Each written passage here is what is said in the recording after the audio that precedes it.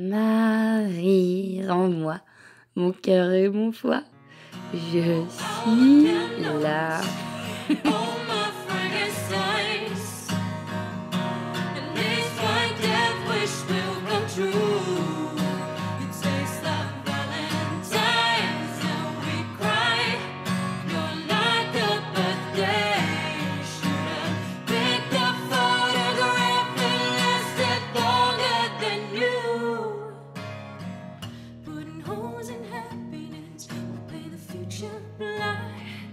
If it needs a color, death sentence is now a story. We'll be digging where you finally let me die.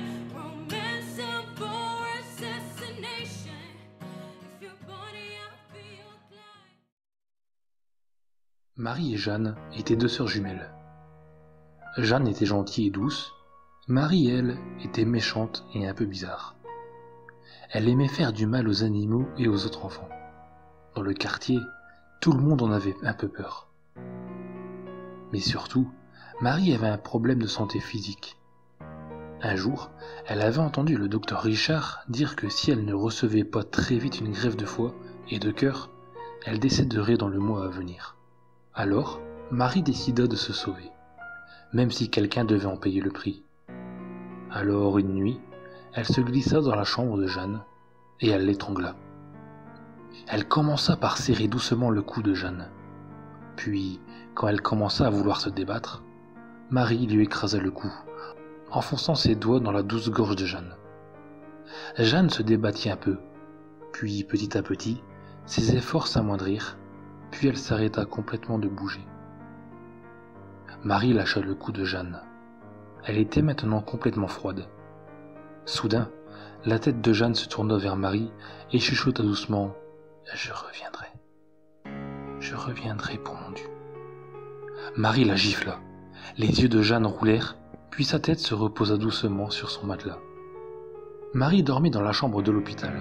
Ses parents avaient été tristes pour la mort de Jeanne, mais apparemment, ils n'avaient pas suspecté Marie.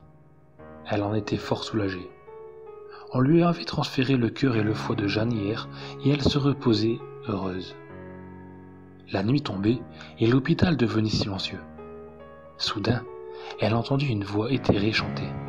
Marie, rends-moi mon cœur et mon foie, je t'en prie.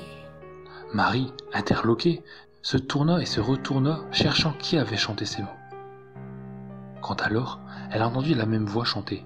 Marie, rends-moi mon cœur et mon foie, je suis dans la rue.